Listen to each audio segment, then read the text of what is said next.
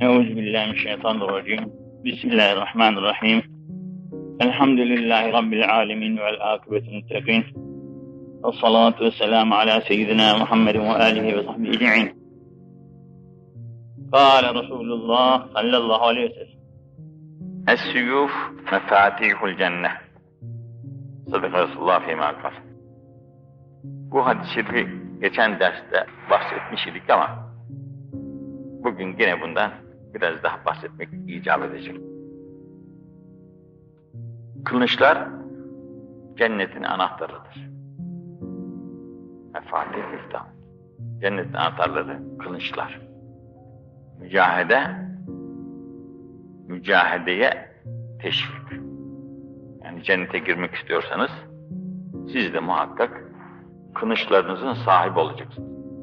Yani dövüş etmesini bileceksiniz. Dövüş etmesini. Tabii o gün harbi kılıçtaymış. Kılıçlardan bahsedilmiş. Oklarmış, oklardan bahsedilmiş. Fakat günler mütemadiyen değişmekte. Her günün yeni harpleri, dövüşleri meydana gelmekte. Bugün artık kılıçların pek o kadar lafı olmuyor. Bugün ancak tayyareler, o atılan bombalar vesaireler insanların işini görüyor. Onun için gerek bugünkü bilgilere göre yapılacak harplerde mücahede, cennetin kılıçları olan mücahede bilgiye bağlı bugün. Teknik bilgiler kimde kuvvetliyse zafer onların oluyor. Teknik kuvvetler kimin elindeyse zaferler onların oluyor. Binaenaleyh güç kuvveti, yani vücut kuvveti bu işte kafi gelmiyor. Malzemenin bolluğu ve çokluğu o da fayda vermiyor. En başta teknik bilgiye sahip olmak, ondan sonra o aletleri kullanabilecek kuvvet ve iktidara sahip olmak. Bu kılıçlar vasıtasıyla ya bugünün harplerinin herhangi bir şekli olursa olsun, bu harplerde biz zafer kazanırız. Farz edelim. Ecdadımızın kazandığı gibi. Fakat ecdadımız mesela Viyana kapılarına kadar dayanmış diyorlar. Öte taraftan Cebel Tarık'a kadar atlamış öte taraflara. Birçok memleketleri istila etmiş. Fakat bugün bu memleketlerde hep yabancılar oturmaktadır. Bugün dövüşülmüş, kazanılmış. Fakat bugün oralara başkaları hakim olmuşlardır. Başka milletler oturuyor, başka insanlar oturuyor. Başka din sahipleri oturuyor. Biz de bugün tabii bir mücahede yapmaklığımız icap etse, farz edelim ki dünyayı hakimiyetimizin altına da alsak, dünyayı hakimiyetimizin altına aldık. Herkes bizim emrimize münkat. Emrimizin dışında bir şey yapamayacak durumdayız. Ne olacak? Şimdi Allah-u Teala'ya hepimiz bir can borcumuz var. Bu canı verip gideceğiz ahirete. Ahirete gidilecek yer iki. Ya cennet ya cehennem. Bu aleme söz dinlettik. Kudretimizi, kuvvetimizi gösterdik. Bütün dünya bizim karşımızda el pençe divan duruyor. Divan duruyor ama biz gözümüzü yumduktan sonra eğer yerimiz cehennemse bu el bağlamana ne kıymet olacak? Bütün dünya karşımızda perest tapıyor bize. Aman efendim buyurun diyerekten. Ama biz gittikten sonra bu dünyadan cehenneme gidecek olduktan sonra bu zaferin ne kıymeti olur? Şimdi kılıçlar cennetin anahtarıdır tabirinde bu kılıçlar sayesinde iman-ı İslamiyet'i muhafaza edebildiğiniz takdirde iman-ı İslamiyet'in dışındaki zaferler en nihayet sizi cehenneme götürecek olduktan sonra hiç kıymeti olmadı. Daha belki zararı da olacak.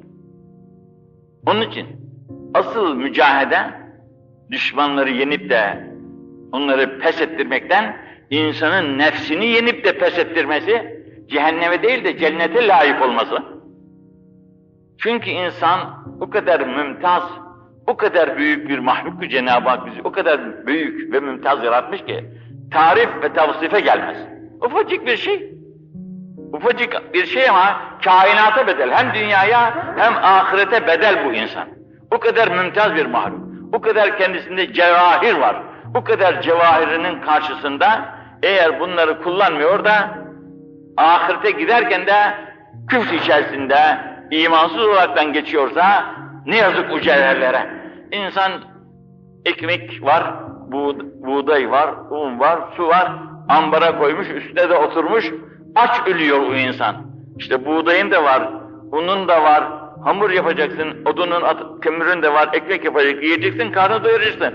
Bunu yapamıyor da aç ölüyor insan. Bu aç ölen insanın halinden daha aciptir. Allah Teala'nın bize lütfetmiş olduğu bu büyük nimetleri zayi edip de ahirete imansız gitmektik. Ahirette cehennemlik olmak felaketi en büyük bir felakettir. Niçin Allah Teala cehennemi yaratmış zaten?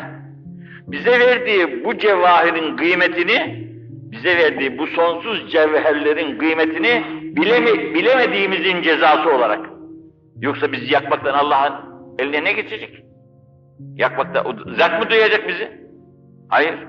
Bu öyle bir cevahir vermiş ki bize, kainata bedel, yerlere göklere, dünyayı ahirete bedel bir cevherimiz varken, bu cevheri istimalden aciz kalmışız, dünyanın şu suyla bu suyla efendim kavga gürültü içerisinde bir günde hadi gel diyorlar, bırakın diyoruz. Ne oldu o cevherler sende? Örtülü kaldı. Yazık değil mi sana? Öyleyse sen bu kılıçlarını, bu seni cehenneme sürüklemek için uğraşan nefsine harca. Kılıncı düşmanın boynuna vuracağın gibi evvela kendi nefsinin boynuna da vur da bunu seni kötülük yollarına, günah yollarına, küfür yollarına götürmesin seni. İnsan küfür yoluna birdenbire gidemez. Şeytan onu iyi bilir. Buna ben gavur ol desem olmaz bu adam gavur. Ama gavurluğa doğru sürüklemenin yolu var. Neden? Evvela işte ibadet taatı bıraktırır insana. Allah gafurdur der. Kerimdir, rahimdir, ne korkuyorsun? Bu kadar üzülmeye, yorulmaya ne lüzum var? Yat uyu, ye iç, yaşa, sonra bir tövbekar olursun. Allah tövbekar kabul etmez, tövbeleri eder. İşte oldu bitti. Böyle kandırır. Günahları işletir. Günahları işletirken bu bize verilen gönül var ya hani, bu insanın kendi etiyle değildir yüksekliği.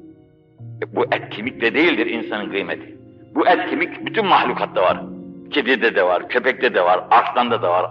Her mahlukta var bu et kemik. Bu et kemikte değil miner. Et kemiğin içine saklanan gönüldedir itibar. Gönüldedir itibar.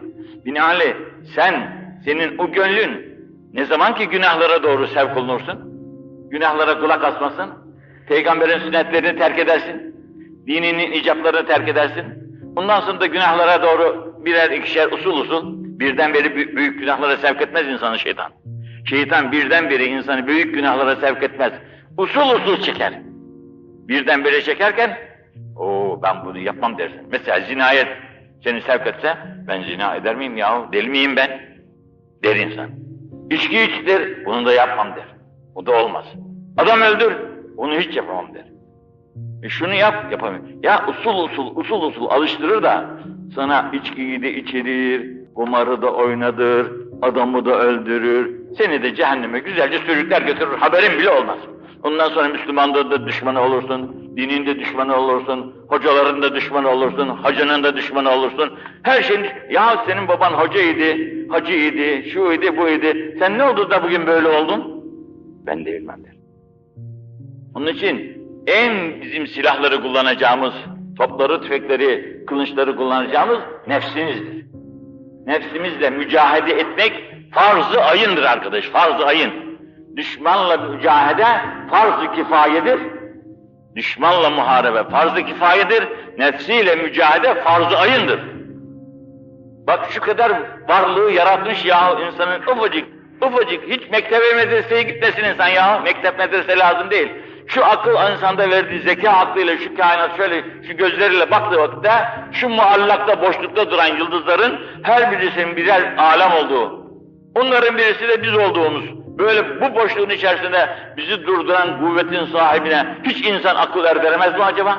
Ne kuvvettir bu, ne kudrettir bu? Sen bunu nasıl oluyor da bağlıyorsun cazibe kuvvetinin içerisine de tabiatın icadıdır diyorsun. Bunu deli bile demez efendi.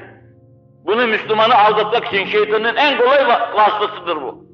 Bu cazibe kuvvetini yaradan, tabiat kuvvetlerini yaradan, bunların sahibi Allah'tır arkadaş, Allah.